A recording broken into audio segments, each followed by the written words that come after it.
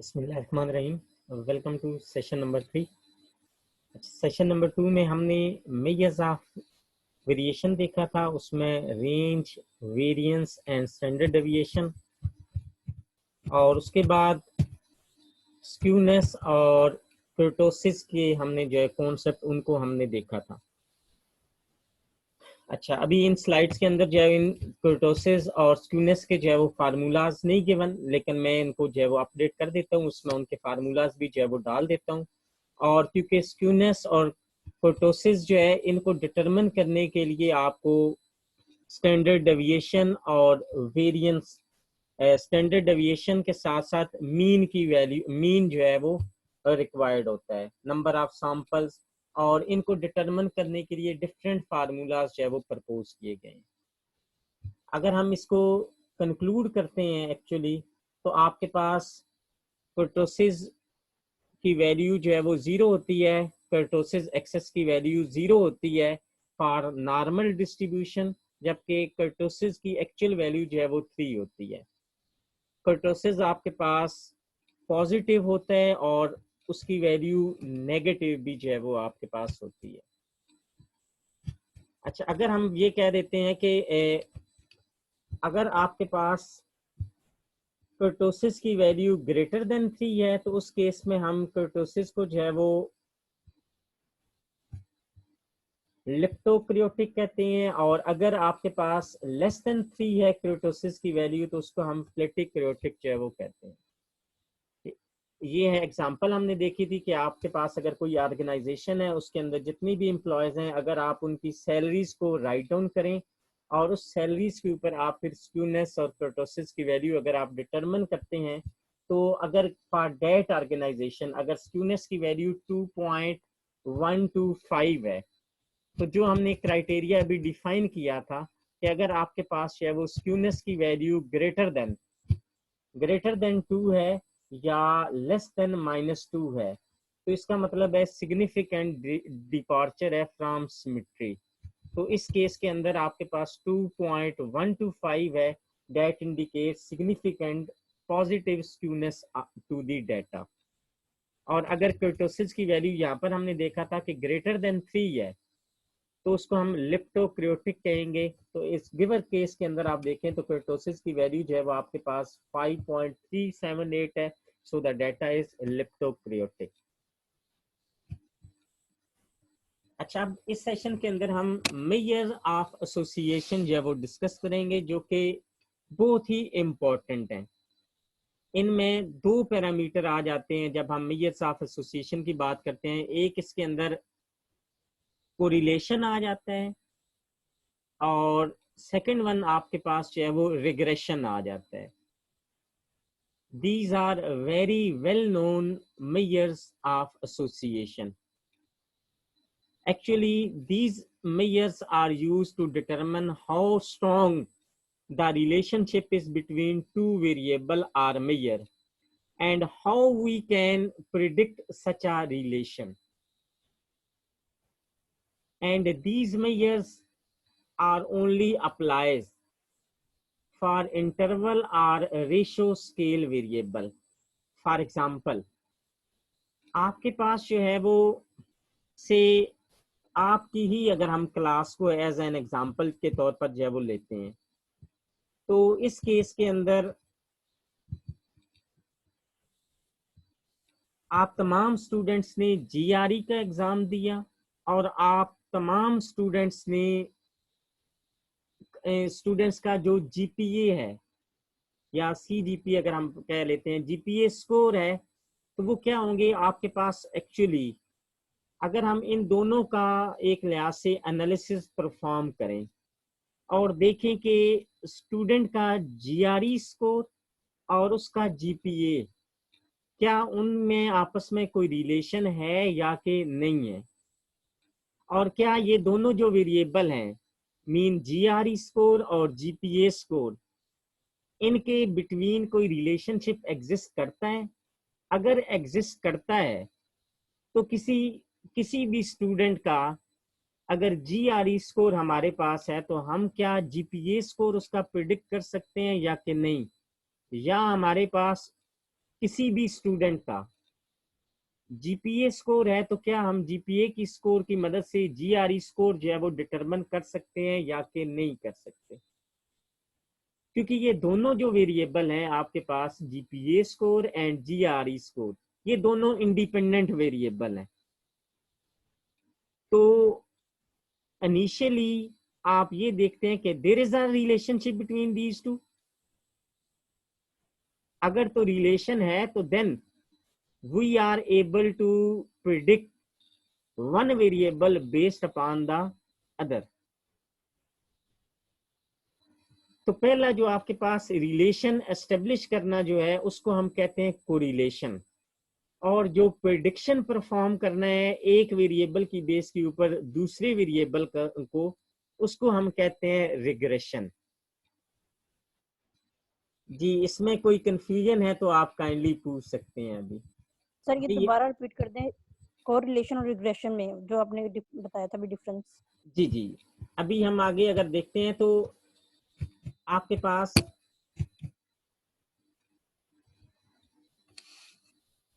हमने कहा था कि दो अगर हम वेरिएबल ले लें, जैसे आपकी क्लास है, आप तमाम स्टूडेंट्स ने जीआरई का एग्जाम दिया और आप तमाम स्टूडेंट्स का जीआरई स्कोर हमारे पास आ गया, तो जीआरई स्कोर एक वेरिएबल है।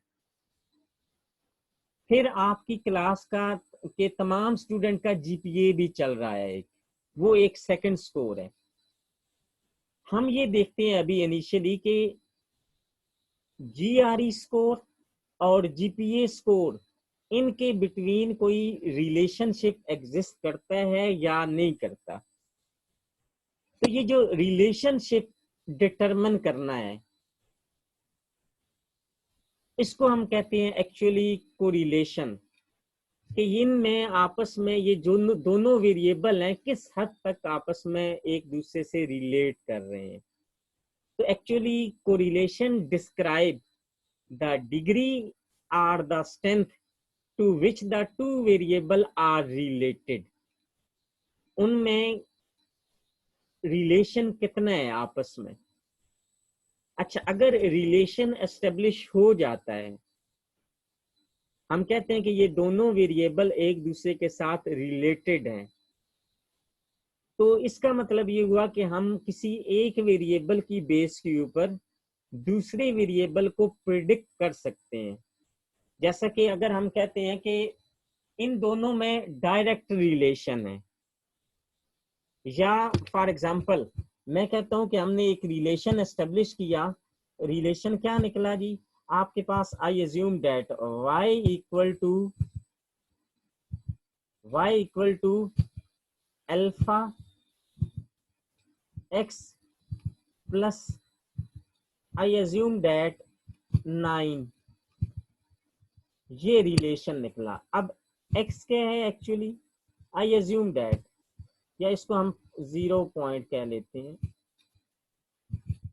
0.9 कह लें आप, से x आपका है जीआरई स्कोर, जीआरई स्कोर, और y आपका जीपीए है। हमने पहले ये देखा कि ये जो जीपीए स्कोर है और जीआरई स्कोर है, is there any relationship between these two. हमने एक कोरिलेशन डिटरमिन की। रिलेशनशिप डिटरमिन करने के लिए हमने, या डिग्री ऑफ रिलेशन या strength of relation between these two variable, हमने कोरिलेशन जो है वो डिटरमिन की, और बेस्ड अपॉन दैट हमने ये रिलेशनशिप जो है वो एस्टेब्लिश कर लिया। whenever there is a relationship between two variable, then we will be able to predict the value of one variable based upon the other। जैसे हम कहते हैं कि एक स्टूडेंट आया और उसका हमारे पास जीपीए स्कोर जो है वो गिवन है, या जीआरई स्कोर जो है वो गिवन है, और आप उसका जीपीए स्कोर जो है वो प्रिडिक्ट करना चाह रहे हैं। फॉर एग्जांपल, एक स्टूडेंट है, उसका GRE score I assume that उसका GRE स्कोर जो आया वो से 90 है, 90। और अल्फा जो है ये आपके पास एक कांस्टेंट है, और अल्फा की जो वैल्यू है, आई एज्यूम दैट अल्फा की वैल्यू जो है वो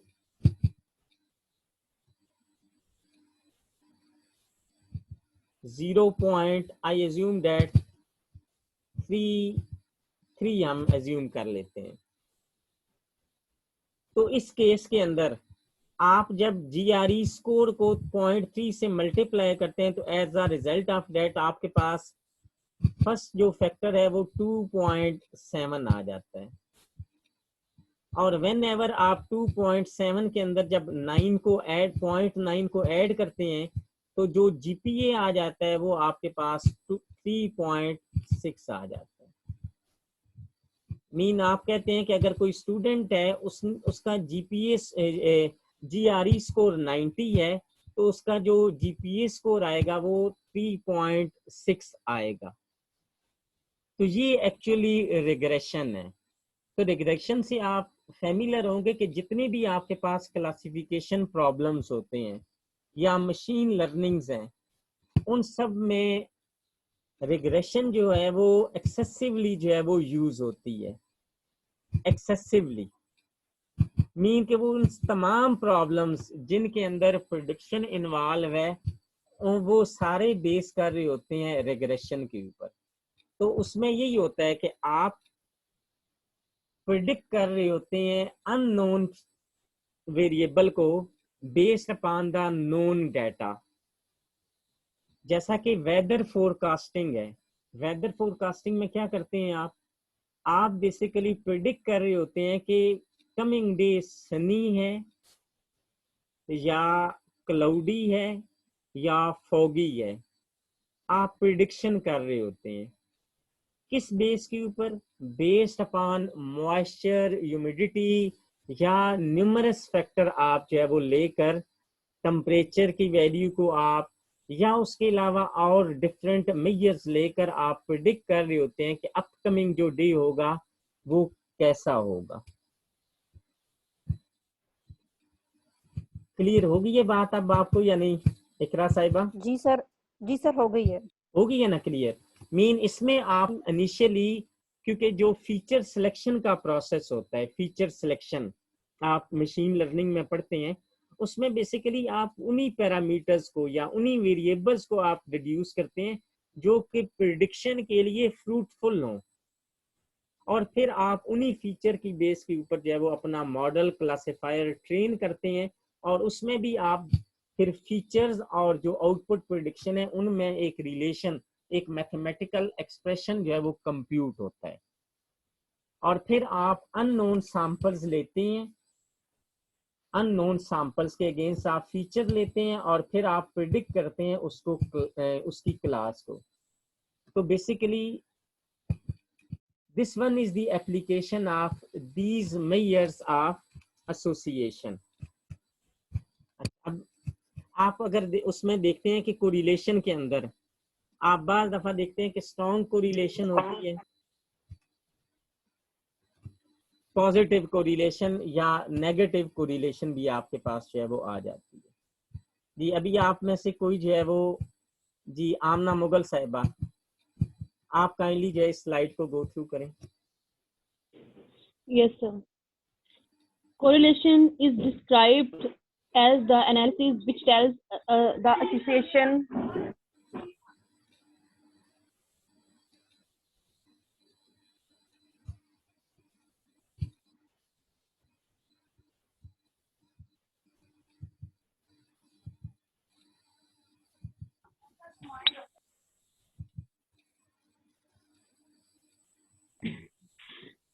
Correlation is a statistical measure which determines correlationship or association of two variables. It is used to represent linear relationship between two variables to find a numerical value expressing the relationship between variables. There is no difference between dependent and independent variable. Correlation coefficient indicates the extent to which two variables move together. जी ये basically आपको लाजमी नहीं होता कि यानी आपके पास basically जो correlation है, it determine the correlation or association of two variable. It is used to represent a linear relationship between two variable. जैसा कि हमने ये लास्ट में मैंने आपको एक एग्जांपल दी है, तो ये एक लीनियर रिलेशनशिप जो है वो एस्टेब्लिश हुआ है कि अगर आपके पास एक वेरिएबल इंक्रीज हो रहा है तो उसमें सेकंड वेरिएबल जो है वो इंक्रीज हो रहा है या डिक्रीज हो रहा है, तो आपने एक रिलेशनशिप, लीनियर रिलेशनशिप जो है वो उनके बिटवीन जो है वो एस्टेब्लिश किया, और आप based upon that to find a numerical value expressing the relationship between variables. अब आपने जब रिलेशन एस्टेब्लिश कर लिया वेरिएबल्स के बिटवीन, देन आप जो है वो फिर न्यूमेरिकल वैल्यू प्रिडिक्ट कर सकते हैं उसकी बेस के ऊपर सेकंड वेरिएबल की। तो इसमें there is no difference between dependent and independent variable. Correlation coefficient indicate the extent to which two variable move together. उनमें बेसिकली रेट को भी ये डेवलप करता है कि किस रेट के साथ अगर एक वेरिएबल को आप चेंज कर रहे हैं तो सेकंड किस रेट के साथ जो है वो चेंज हो रहा है। जी रिग्रेशन, जी अक्सर साहिबा आप काइंडली।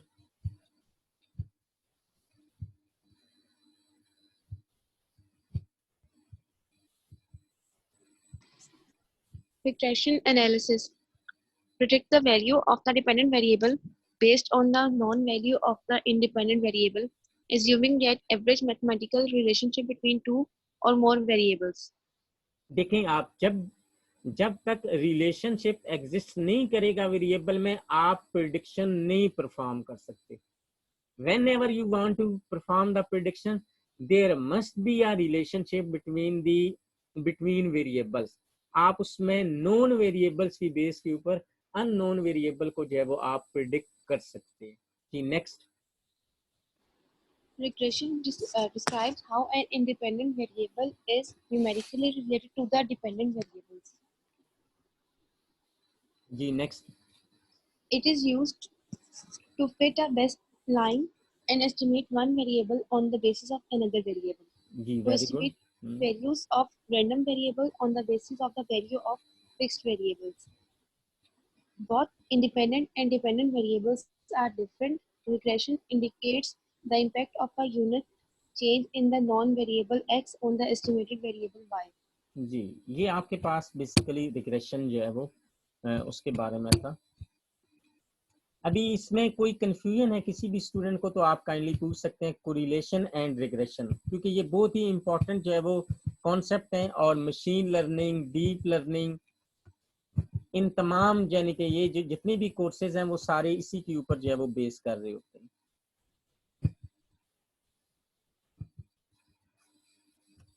इकरा साहिबा हम 21 पार्टिसिपेंट हैं, आप अटेंडेंस काइंडली जो है वो इसके भी स्नैपशॉट ले लें।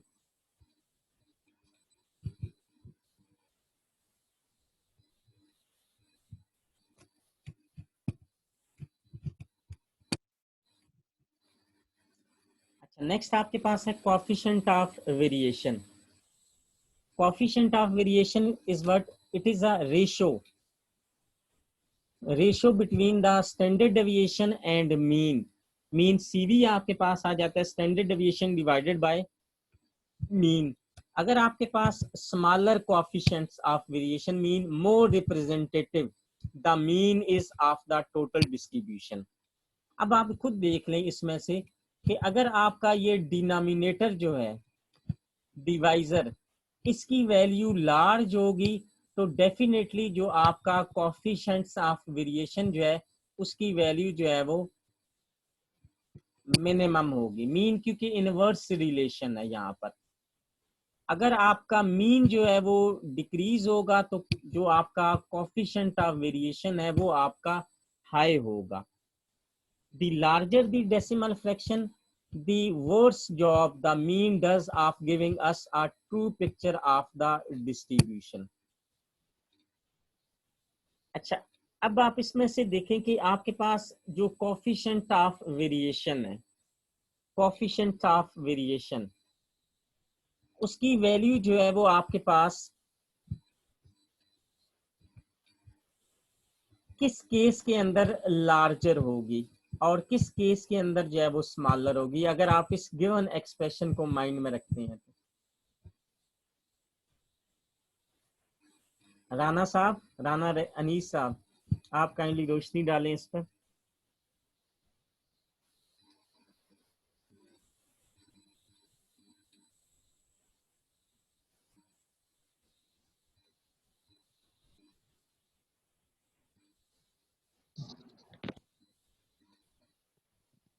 इसमें जो मतलब इसकी म्यू की वैल्यू है, ये वैल्यू अगर ये वाली वैल्यू हमारी ज्यादा होगी तो जी कोफिशिएंट हमारा कम होगा। जी, ये तो आ गया पहले वाला, यानी कि अगर मीन आपका उसकी वैल्यू लार्ज है बिल्कुल ऐसे। तो एज अ तो ये रिजल्ट जो smaller will be the value of CV, mean more representative the mean is for the total distribution, यानी कि बिल्कुल ऐसे। मीन आपका यानी कि उसकी मीन के अंदर ही एक्चुअली गिवन डाटा की रिप्रेजेंटेशन जो है वो प्रेजेंट है। अच्छा, अब सेकंड केस है, अगर आपके पास मीन की वैल्यू जो है वो स्मॉल है, as a result of that क्या होगा कि आपके पास जो सीवी है उसकी वैल्यू लार्ज आ जाएगी। तो ये सेकंड पॉइंट आपके पास आ गया। Second point, larger the decimal fraction mean larger will be the value of CV. उस केस के अंदर जो आपका मीन है that will be the worse representation या worse job the mean does of giving us a true picture of the distribution. Mean वो आपको उस केस में ट्रू पिक्चर जो है वो इन्फॉर्म नहीं कर रहा होगा। बिल्कुल क्लियर होगी बात जी? जी सर। अच्छा, नेक्स्ट लाइन स्टडी करेंगे। Can compare mean and standard deviation of two different populations. जी, अगर अब आपके पास देखें कि दो आपके पास जो है वो पॉपुलेशंस हैं, से एक पॉपुलेशन P1 है,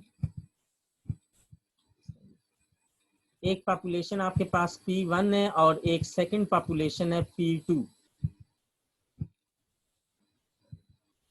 ये एनोटेशन मैं यूज कर रहा हूँ या मेरे साथ कोई और भी? अच्छा, आपके पास टू सेपरेट पॉपुलेशंस हैं और अगर आपके पास CV की वैल्यू, फर्स्ट पॉपुलेशन में CV की वैल्यू आई अज्यूम दैट, इसको CV1 कहते हैं, ये वैल्यू है I assume that 2.9, I assume that, और सेकंड पॉपुलेशन है उसमें इसकी वैल्यू जो है वो 0.9 है। तो इसमें से अगर आप देखें तो किसके अंदर जो है वो मीन ट्रू रिप्रेजेंटेशन जो है वो पॉपुलेशन की आपको प्रोवाइड कर रहे हैं?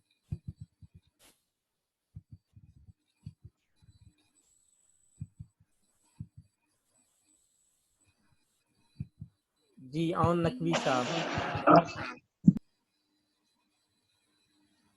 जी शिजा आप बता दें या ऑन साहब अगर हैं तो वो बता दें।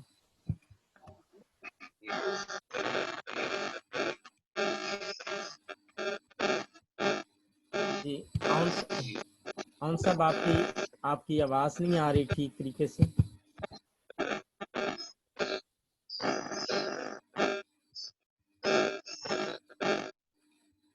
जी शिजा आप बता दें। सेकंड वाला जी सेकंड वन, यानी कि उसमें आप जब भी आप कंपैरिजन की बात करते हैं तो जो स्मॉलर वैल्यू है उसमें जो है वो ट्रू रिप्रेजेंटेशन है मीन की।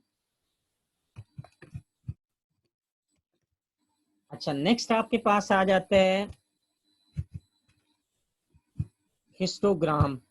जी, आप में से हिस्टोग्राम के बारे में किसी को कुछ अंदाजा है तो आप काइंडली रोशनी डालें उस पर।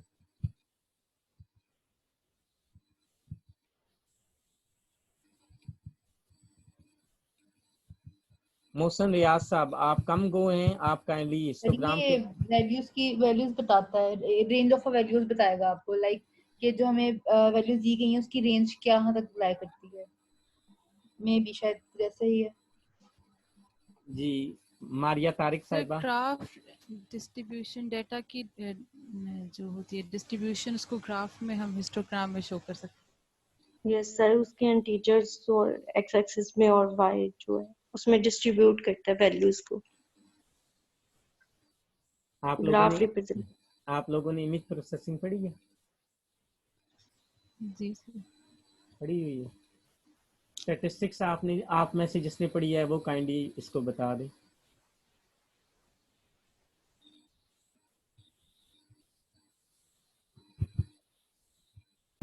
जी वजी साहब आप अगर बताना चाहें तो। नहीं सर, इमेज प्रोसेसिंग नहीं पड़ी सर। नहीं वैसे आप बता दें histogram. Sir no idea. Sir ये सर हिस्टोग्राम बेसिकली ये बार ग्राफ होता है जिसमें हम बार्स के थ्रू रिप्रेजेंटेशन कर रहे होते हैं वैल्यूज की। बिल्कुल ठीक है। मीन के sir occurrence data actually occurrences, हाँ जी, अकरेंसेस की कोई भी वैल्यू कितनी दफा गिवन डाटा के अंदर रिपीट हुई है। अच्छा, frequency graph can be generated for variable which have many integer or real values, say salary, by using histogram. अब आप फॉर एग्जांपल देखते हैं कि आपकी क्लास के अंदर रिसर्च मेथडोलॉजी के कोर्स के अंदर मार्क्स आप लोगों के आ गए। मिड टर्म में आपके मार्क्स की रेंज नो डाउट 0 से लेकर 25 तक है। अब उसमें से हम ये अगर डिटरमिन करते हैं कि कितने स्टूडेंट हैं, हमने काउंट किया कि 5 स्टूडेंट ऐसे हैं जिनके 20 मार्क्स हैं, 6 स्टूडेंट ऐसे हैं जिनके 19 मार्क्स हैं, और रिमेनिंग जो 11 स्टूडेंट हैं उनके 21 मार्क्स हैं। तो आप अगर इनको प्लॉट करते हैं तो आपको 3 बार्स नजर आती हैं, एक 21 के ऊपर, जिसका अगर आप एक्स एक्सिस में देखें तो 21 पर होगा, क्योंकि स्कोर आपके पास अलोंग एक्स एक्सिस है मार्क्स, और अलोंग वाई एक्सिस आपके पास रेपिटेशन है या फ्रीक्वेंसी है कि कितने स्टूडेंट्स हैं जिन्होंने 21 मार्क्स लिया है, तो वो 11 है, और कितने स्टूडेंट्स हैं जिन्होंने 20 लिए हैं वो आपके पास 6 हैं, और रिमेनिंग हम कहते हैं कि से 5 ऐसे स्टूडेंट्स हैं जिन्होंने जो है वो 19 मार्क्स स्कोर किए हैं। तो ये आपके पास 3 बार्स आपके पास जो है वो आ जाती हैं, और उसको देखकर आपको क्लियर कट अंदाजा हो जाता है कि किन बच्चों ने कितने बच्चों ने कितने मार्क्स जो है वो स्कोर किए हैं। अब आप काइंडली दाद तो दें कि कितनी अच्छी मैंने आपकी मिड टर्म की प्रेजेंटेशन की। जी सर। अल्लाह करे ये सुहाना ख्वाब हो। सॉरी हकीकत हकीकत हो। सर हकीकत हो, ख्वाब नहीं। अच्छा हकीकत होगी। वो ख्वाब हो जो हकीकत बन जाएगा। जी इंशाल्लाह जी, हाँ माशाल्लाह बड़े अच्छे स्टूडेंट्स हैं। अदीना साहिबा आप आज भी कहते बा मुशक्कत में हैं?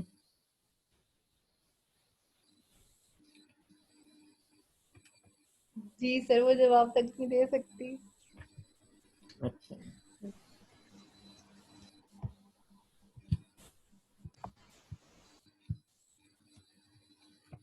चलें जी।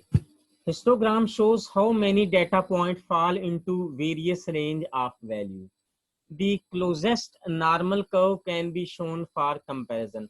अच्छा, अभी तो मैंने जो एग्जांपल ली थी बच्चे, वो तो सिंगल यानी कि स्कोर था आपके पास।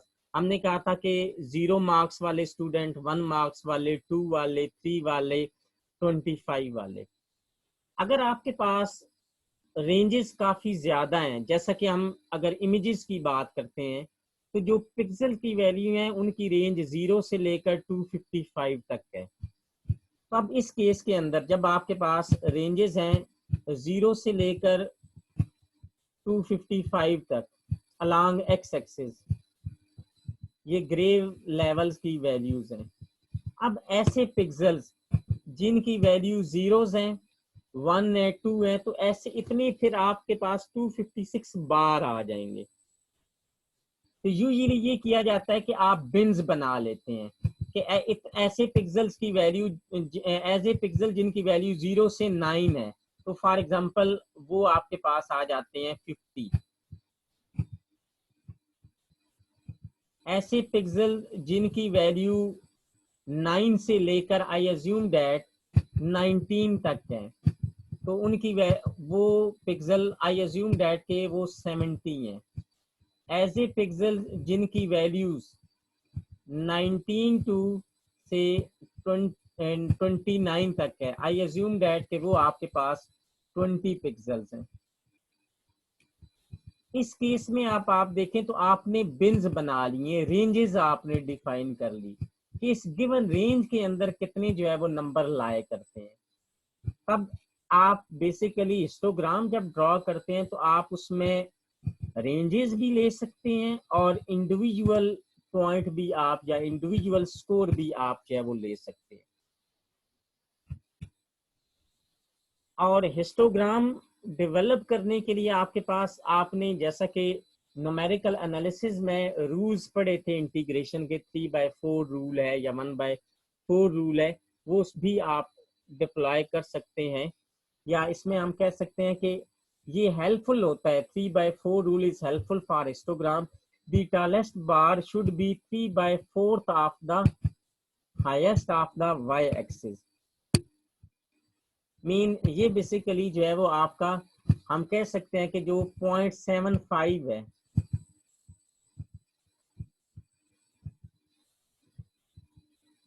जो हाईएस्ट बार होती है, अगर आपका एक्स एक्सिस मैं कहता हूँ वाई एक्सिस जो है वो 0 से लेकर से 100 तक है, तो जो टॉलेस्ट बार है, टॉलेस्ट बार आपकी इसका 3/4 क्या आता है, वो तकरीबन 75 तक जो है वो जाएगा टॉलेस्ट बार। ये एक जेनेरिक रूल है कि आप जब भी हिस्टोग्राम को प्लॉट करते हैं तो जो टॉलेस्ट बार आती है वो 3/4 of the highest X axis Y axis पर जो है वो लाई कर रही होती है। अच्छा, ये आपके पास फॉर एग्जांपल एक सैलरी है, जो करंट सैलरीज है। आप किसी ऑर्गेनाइजेशन की अगर बात करते हैं तब भी, या आप कंट्री वाइज बात करते हैं तब, या आप वर्ल्ड वाइड सैलरीज का डाटा लेते हैं और आप बिन्स बना लेते हैं कि ऐसे कैंडिडेट जिनकी सैलरीज जो हैं वो से लाई कर रही हैं 0 से 6,000 के बिटवीन, तो वो जो है वो तकरीबन हम कहते हैं कि 18 है अगर आप एक ऑर्गेनाइजेशन की बात करते हैं। ऐसे कैंडिडेट जिनकी सैलरी 6,000 से 10,000 के बिटवीन है तो वो 60+ है। और ऐसे कैंडिडेट जिनकी सैलरीज जो है वो से उससे अबव हैं, तो वो आपके पास देखें तो यहाँ पर आपके पास तो जो आपके 3/4 हैं वो ऑलमोस्ट हम कह सकते हैं कि वो आपके टॉलेस्ट बार के अंदर जो है वो लाई कर रहे होते हैं। ये एक जर्नल सा रूल है, लाजमी नहीं है कि हर जगह पर जो है ये सेटिस्फाई जो है वो हो जाए। अच्छा, अगर आप बात करते हैं, क्योंकि हम जितने भी अभी स्टैटिस्टिकल मेजर्स लिए हैं तो हम उनको मैप कर रहे होते हैं इमेज प्रोसेसिंग के ऊपर। तो इमेज प्रोसेसिंग के लिहाज से अगर आप बात करते हैं तो हमने अभी बात की है कि आपके पास जो गिवन इमेज है उसके अंदर जो पिक्सल्स की वैल्यूज हैं उनकी रेंज होती है 0 से 255 के बिटवीन। और आपको पता है कि इमेजेस के अंदर 0 इंडिकेट कर रहा होता है ब्लैक को, और जबकि 255 जो है वो इंडिकेट कर रहा होता है वाइट को। तो अगर आपके पास कोई भी इमेज है, आप उसकी हिस्टोग्राम जो है वो प्लॉट करते हैं। फॉर एग्जांपल ये आपके पास इमेज है, तो आप इसकी अगर हिस्टोग्राम प्लॉट करते हैं तो इनमें से आप देखें तो हिस्टोग्राम जो है वो बड़ी नैरो है क्योंकि मोस्टली जो पिक्सल्स की वैल्यूज हैं आप देखें तो वो मिडल में लाए करते हैं। मिडल कहाँ लाए करता है, 0 से अगर 255 की अगर आप बात करते हैं तो मिडल इसका जो है वो 128 है, सेंट्रल पॉइंट इसका। तो तकरीबन ये 128 के राउंड अबाउट जो है इसकी हिस्टोग्राम जो है वो लोकेट कर रही है। तो ये आपको इसीलिए ये ग्रेश जो है वो नजर आ रहा है। यहाँ पर अगर आप देखें तो ये या लो कंट्रास्ट इमेज है, इसको लो कंट्रास्ट इमेज कहेंगे। यहाँ पर ये आपको डार्क नजर आ रहा है। डार्क का मतलब ये है कि जो पिक्सेल्स की वैल्यूज हैं वो टूवर्ड 0 ज्यादा हैं, तो इसीलिए आप अगर इसकी हिस्टोग्राम को देखते हैं तो ये टूवर्ड 0 जो है ये लाई कर रही है। अगर आप ब्राइट इमेज की बात करते हैं तो ब्राइट आपका जो इमेज है उसकी हिस्टोग्राम टूवर्ड 255 जो है वो लाई कर रही है, 255। और ये आपके पास देखें तो इसमें ऑलमोस्ट ऑल रेंज के जो है वो ग्रे लेवल्स हैं, 0 से लेकर 255। तो इसको हम हाई कंट्रास्ट इमेज कहते हैं, क्योंकि इसके अंदर ऑलमोस्ट जो है वो हम कह सकते हैं कि ऑलमोस्ट ऑल टाइप ऑफ जो है वो ग्रे लेवल जो है वो एग्जिस्ट कर रहे हैं, तो इसको हाई कंट्रास्ट इमेज जो है वो कहेंगे। तो हिस्टोग्राम एक्चुअली आपको जो है वो डेटा की रिप्रेजेंटेशन जो है वो देती है, क्योंकि अगर कंप्लीट इमेज पर निकाल रहे हैं तो इसलिए इसको ग्लोबल हिस्टोग्राम कहेंगे। और अगर आप किसी एक पर्टिकुलर रीजन या पैच की हिस्टोग्राम आप कंप्यूट करते हैं से इस रीजन की, तो इसको हम लोकल हिस्टोग्राम जो है वो कहेंगे। तो ये जो लोकल हिस्टोग्राम है या ग्लोबल हिस्टोग्राम है, ये यूज होती है इमेज इन्हांसमेंट के लिए, या ओवरऑल आपने इमेज कंप्रेशन के लिए भी जो है वो हिस्टोग्राम एनालिसिस जो है वो आप परफॉर्म करते हैं, उससे भी आपको काफी हद तक जो है वो एडवांटेज मिलता है इमेज कंप्रेशन से रिलेवेंट।